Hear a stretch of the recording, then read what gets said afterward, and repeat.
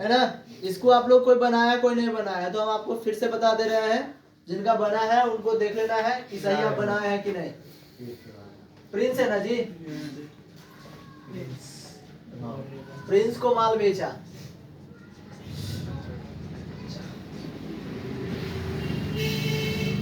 Answer ये होगा शायद। ये क्वेश्चन है ना। प्रभावित होने वाले खाते आप लोग बता सकते हैं? कौन है? प्रिंस और बेचा। लिख देते हैं प्रिंस।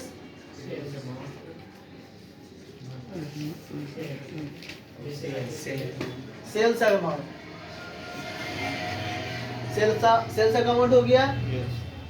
उसके बाद आप लोग बता सकते हैं ये प्रिंस क्या है, पर्सनल है, रियल है, नॉमिनल है, क्योंकि आप लोग बता चुके हैं इटाली में 3 ही अकाउंट होता है ना।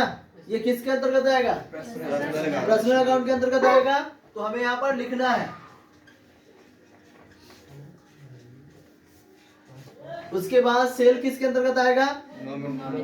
नॉमिनल अकाउंट के अंतर्गत आएगा। ठीक है, नॉमिनल अकाउंट हो गया और पर्सनल अकाउंट हो गया।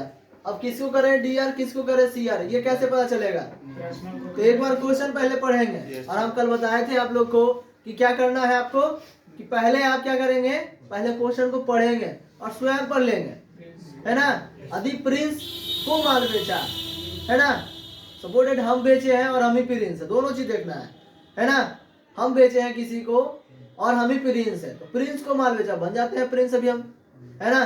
प्रिंस के साथ क्या हो रहा, क्योंकि इसका नियम कहता है पर्सनल अकाउंट का क्या, पाने वाले को डीआर करेंगे, देने वाले को सीआर करेंगे, यही चीज है ना।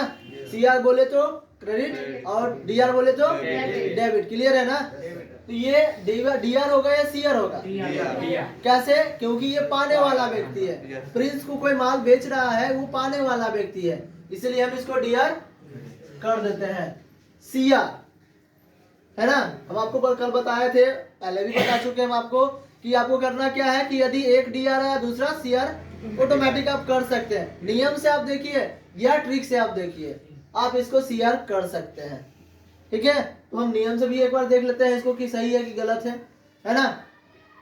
नियम से देखने के लिए क्या करेंगे, नियम पढ़ेंगे, समझेंगे कि हो क्या रहा है। वे हानियों को डेबिट करें, आय लाभों को क्रेडिट करें। तो अभी आप सेल करोगे, है ना, 10 रुपए का सामान 20 रुपए में बेचोगे, तो क्या होगा, प्रॉफिट या लॉस? यदि प्रॉफिट हो रहा है तो लाभ हो रहा है, क्योंकि कह रहा है कि यदि लाभ होगा तो क्या करना है, उसको क्रेडिट कर देंगे, यानी सीआर करेंगे, और हानि होगा तो डेबिट। तो हानि तो यहाँ हो नहीं रहा है ना। एक क्वेश्चन आपका कंप्लीट हुआ।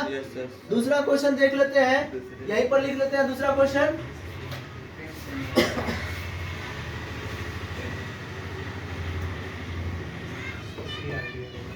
प्रिंस से नगद प्राप्त हुआ, ये क्वेश्चन है ना जी।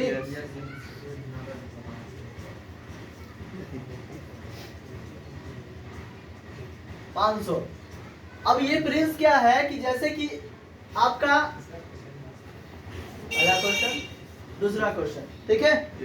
प्रिंस से नगद प्राप्त हुआ, आप समझ सकते हैं प्रभावित होने वाले खाते क्या हो सकता है, प्रिंस और नगद। नगद बोले तो इंग्लिश में क्या बोलेंगे उसको,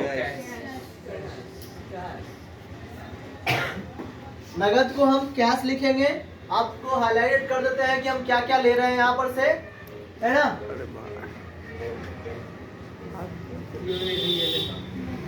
पर्सनल, है ना, प्रिंस क्या होगा, पर्सनल अकाउंट होगा, लिख देते हैं।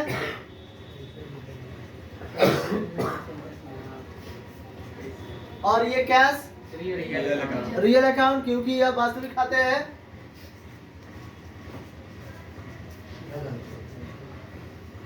अब किसको करें डीआर, किसको करें सीआर, फिर हम रुक गए। आप लोग बताइए कि प्रिंस क्या होगा, डीआर होगा या सीआर होगा?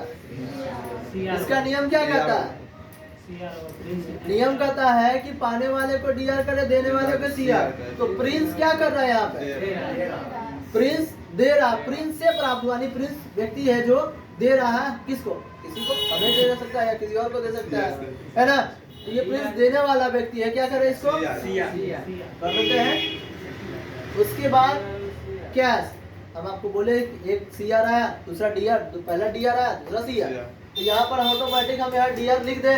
Yes sir. अब कहेंगे सर नियम से हमको बता दीजिए, तो नियम देख लेते हैं। नियम क्या कहता है, जो वस्तु व्यापार में आए उसे डेबिट करे, तो जो वस्तु व्यापार से जाए उसे क्रेडिट करे। तो वस्तु आपका क्या हो रहा है, यानी कैश आपका क्या आ रहा है, आ रहा है ना, जा तो नहीं रहा। क्लियर है, आंसर पोस्ट करेंगे जी। स्टॉप से आप लोग बताएं कि राजनंदिनी लिख दीजिए। राजनंदिनी अकाउंट लिखिए। राजनंदिनी अकाउंट हम लिख चुके हैं। उसके बाद क्या लिखे हम, परचेज, खरीदा है, उसका इंग्लिश वर्ड होता है परचेज, तो हम परचेज ही लिख देते हैं। ठीक है,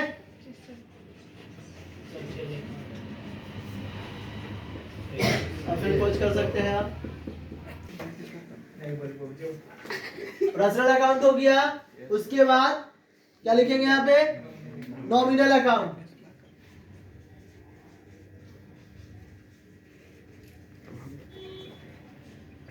नॉमिनल अकाउंट हो गया। आप किसको करें डी आर, किसको करें सी आर, बता सकते हैं आप लोग। पर्सनल को करेंगे सी आर और नॉमिनल को करेंगे डी आर।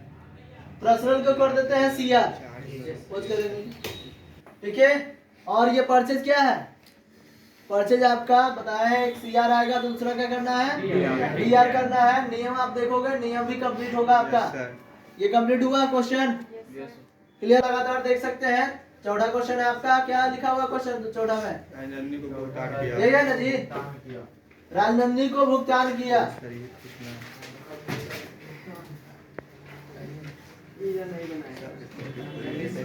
पेमेंट, राजनंदिनी को भुगतान किया, पेमेंट किया। ज्यादा नीचे आ गया। ठीक है, उसके बाद आप लोग देख सकते हैं कि ये क्वेश्चन में प्रभावित होने वाले खाते कौन है, राजनंदिनी और देख लेते हैं यहाँ पे।